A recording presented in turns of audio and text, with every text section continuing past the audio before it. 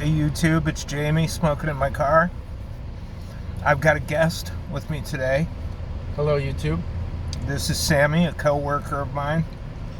And remember I told you that a couple of guys from work, I took them on lunch break to the brick and mortar tobacconist and they picked out some pipes and tobacco.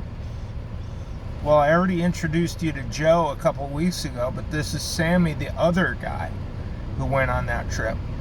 Why don't you tell him what you got there? So this is a clay pipe. I think it's not a Churchill, but it's close. Church Warden?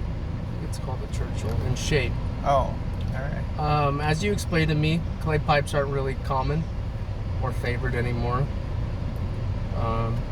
But when I saw it, it just kind of caught my eye, and it gets the job done. It's a little, can't really leave it in your mouth to hang. Clench, yeah. To Does it get hot? It does get hot around here in the bowl, but not down the stem. Yeah. And I'm happy with it for a starter pipe. Yeah. Are you thinking about maybe getting into a briar one day? I think a briar's next. We'll have to go on another lunch break.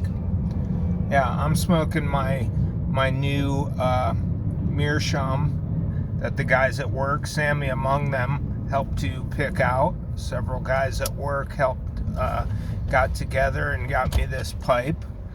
And we're both smoking Orlick Golden Sliced with a little bit of additions that I put in.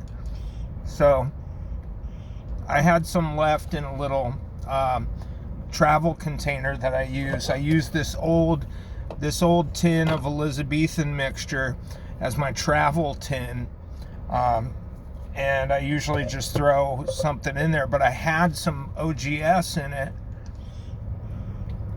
but it wasn't enough for the whole day. I like to have a couple of bowls while I'm at work, and it was like it was less than that. So I threw in a little bit of J4 burley and some perique, just component perique and burley. So that's what we're both smoking right now. Tasty. Yeah. This is this doesn't have a topping like that tobacco that you smoked, that Mike's blend. So they both picked up some no, you picked up proper English, didn't you? Yes. Yeah. That's a good English. That's Latakia, Virginia, and Oriental tobacco, the Mike's blend that you've been smoking. What we're smoking now is different than that. This is primarily Virginia with a little perique and a little burley.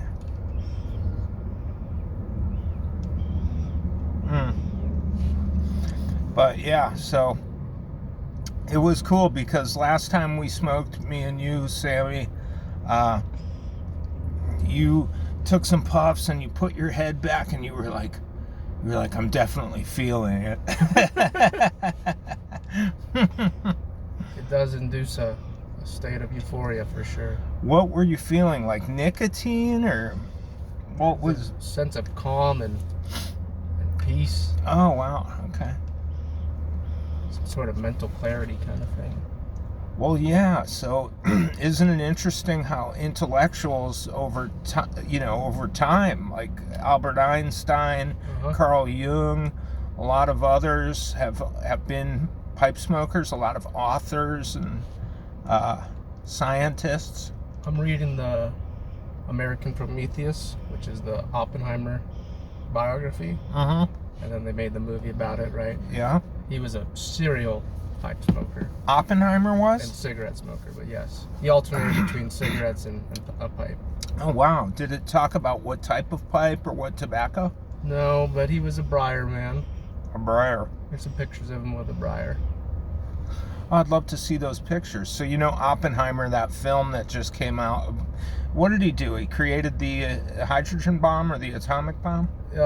Uranium and plutonium, but he was the head of the Manhattan Project. Is that the one where everybody disappeared and became fused with the boat? Remember that one? No. No, that was the Philadelphia Experiment. That's something different. But great book, great movie. Can't recommend either enough. So you liked the movie? I loved it. I saw it in the IMAX 70mm. Huh. Quite the experience. Did he smoke a pipe in the film? He did. Who did? Cillian Murphy smoked, yep. Huh. Yeah, the guy who played Oppenheimer. He pulled it out of his pocket, and just... Oh, I'd love to see that. Like, I wonder what sort of technique they have. Like, if they're just actors who are unaccustomed to actually smoking a pipe, but they learn a little bit just to get in character. I wonder how they, I did see that Robert Downey Jr. Sherlock Holmes film recently from like 2009 or something. Yeah. And I noticed he had a little straight like pot. It's a shape, a straight pot pipe. It looked like it could have been a billiard. Yeah. But and I'm accustomed to Sherlock Holmes having a huge bent calabash or some sort of oompal shape, which is an extreme bend with a big bowl. Did you ever see the movie or film Inglourious Bastards? So that's Quentin Tarantino film, and in it there's a Nazi, and played by Christoph Waltz. And in the beginning, he takes out his pipe, and it's a calabash. That's a term. Yeah. Sherlock Holmes pipe, and it was an analogy for the character. He's a detective of sorts, and so smokes a giant pipe, and sort of like a peacocking kind of thing, but also paying homage to Sherlock. Sure, they call that's motifs like that they sometimes call intertextuality. At least in books they do, where you allude, like let's say you have a lost woman and she's wearing a red hoodie. Yeah. She would be like alluding to the Little Red Riding Hood archetype. So I think by giving him a big honking bent pipe, they allude to the detectivism that is symbolized by Sherlock Holmes. We better go back. We have to go back to work. So, any questions for Sammy? Put them in the comments. Brand new pipe smoker who happened to go with a clay pipe for some reason.